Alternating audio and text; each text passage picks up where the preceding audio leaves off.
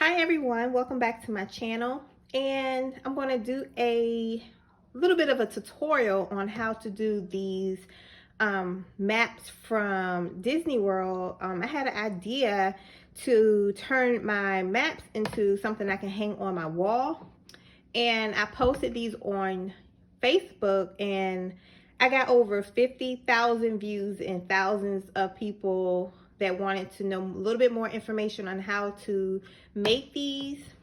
These are already made. These are the ones that I posted. And instead of doing one all over again, I'm going to simply just kind of break it down, answer a lot of questions that have came to me about what kind of frames, what size paper, what did I use, how did I apply, and all the questions that have been asked. So initially I really didn't plan on doing a video for this, but because of the outpour of responses, I'm going to go ahead and show you how I did it. So these are two that I have. I actually took them off my wall to kind of do this video for you guys. I have the Magic Kingdom one and the Disney Springs one. And to answer some questions, these are 12 by 12 in size. And I got these frames from Michaels. They were $8.99 a piece. So I got these frames from Michaels. And what you see on the inside here, the little sparkling, that is actually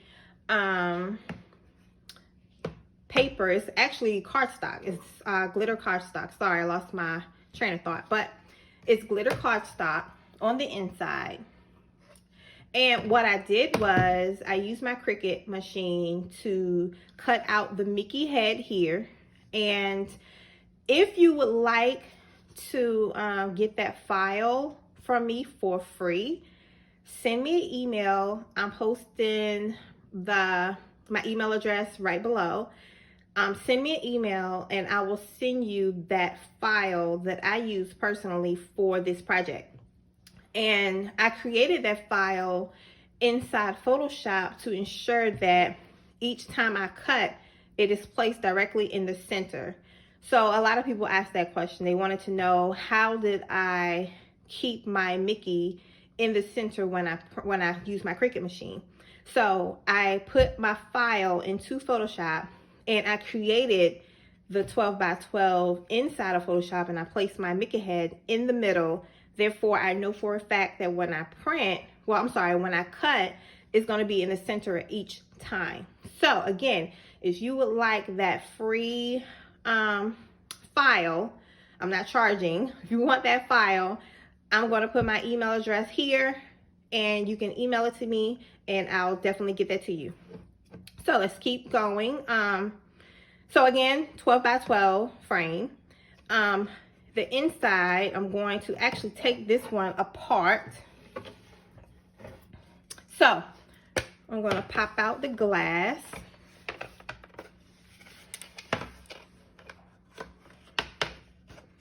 And I'm going to show you exactly how I did this. Now, a lot of people thought that I put my vinyl on the actual paper, which I did not do. It is actually on the glass itself, if you can see that. So yes, I did not put it on the actual glitter paper. I have it on the outside of the glass. So when you go in your Cricut and put this in your design space, you do not have to mirror this image. I did it as is and I put it on the outside of the glass, which I thought was a little smart because it would be very, very difficult to add vinyl into your glitter cardstock. So here's the glass portion. I'm going to take that out. And here is the inside of my frame here. I'm going to take this out. Again, this right here is the glitter cardstock.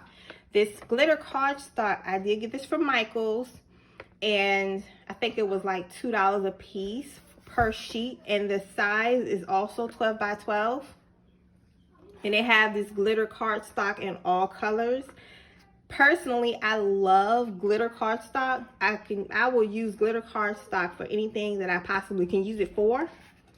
So this is how it looks. And you can see here is my cutout. A lot of people thought that I actually cut the map out.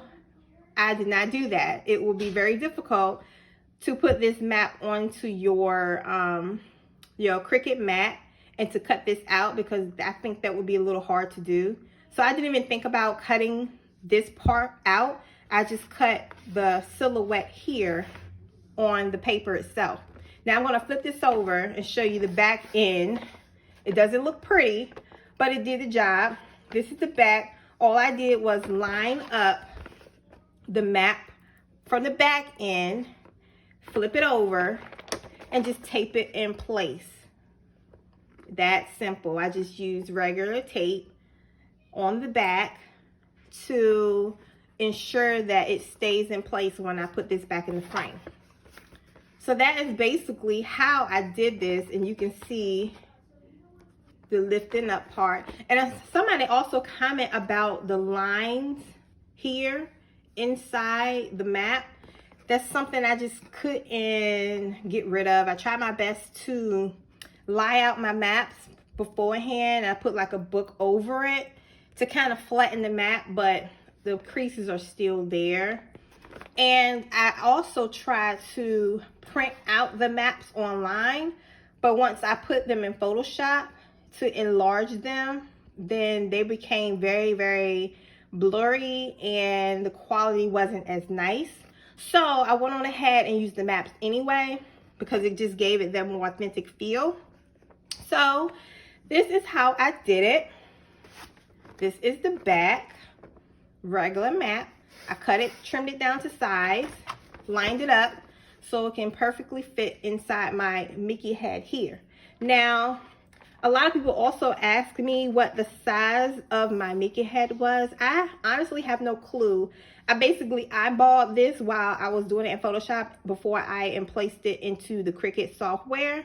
So I have no clue what the size is, but I'm gonna guess, because the measurements of the cardstock is 12 by 12.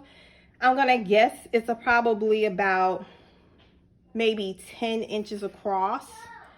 But again, I really do not know that part. And again, if you would like this file for your own personal use to do this project, to insert into your Cricut design software, then I will personally send that email to you. Again, my email is below if you need it. So this is the frame. This is the back end. It also have like the black background. So all you do is place your map inside here, and you place the glass back inside, just like so.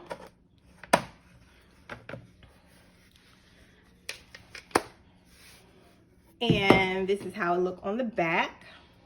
I was going to do a shadow box to do this project, but I felt like these would be a little bit better for what I wanted to do. And I'm going to also show you, guys the vinyl that I use for this project. And it's this type of vinyl. And I'm going to put it closely so you can kind of see the pattern inside, which I thought was gorgeous. And this is another reason why I did not mirror my image when I placed it on the glass, simply because I wanted this part to show, and it would be very, very impossible to mirror this and then try to flip it over. It was just too complicated. So I used my vinyl on the outside of the glass. So again, for those who thought that I put the vinyl on the glitter cardstock, I did not do that, because I felt like, well, now thinking about it, I think that would be pretty hard to do, almost impossible. But I initially came up with the idea to put it on the glass from the start, and they came out beautifully. I was overwhelmed with the response on Facebook with this project, and I had no idea it would be like so overwhelming. And I try my best to keep up with the comments. I try to respond back to everyone who wanted to know how to do this, but it was just overwhelming. But I do appreciate everyone that did show that they liked it, they commented, they thought it was amazing. And I just thought this was so cute to do. So now I have them put up on my wall. I'm going to show you a picture afterwards of how that looks. And I have them all lined up in one row. So I hope that I answered everyone's questions. I hope that you got a better idea of how to do this. It was very hard to try to explain through words how to do this project. So I went ahead and wanted to do a video. Like I said, initially I didn't plan on doing a video for this, but I went ahead and did it to show you, you know, how to do this and how I did it, the methods that I use and what I use and what I got it from. One last thing, a lot of people kept asking me what the fonts were for the names of each part. Again, I did not use any particular font. I basically went on Google and saved each park's logo. So I used the logo and I imported those logos into Cricut Design Space, and that's how I got these. So they are not actual fonts. They are the logos of each park. And a lot of people ask, would I sell these? And to be honest, I would love to sell these to you guys. And they were really, really fun to make. However, I do not want to get in trouble with Disney for using and selling and reproducing their logos for profit. So I'm a graphic designer and I know the rules, and I stopped offering Disney images and things there and things that's like Disney. So I do not offer those things anymore, although I used to, but no longer do that because I do not want to get sued by Disney, because Disney get a lot of my money already. So yeah, if I do decide to sell these, I will have to figure out a way to change up the bottom of the park names. I will basically just use a regular font to put at the bottom of what each map consists of, but I probably would not use the actual logos. But yeah, again, if you have any other questions, please comment below. I will keep following my comments below this video, and I'll answer questions that may come up. And I appreciate everyone for watching. Again, I hope this helped. Make sure you subscribe to my channel and hit the bell button for any updates on videos that I may post. So thank you so much again, and I'll talk to you guys later. Bye.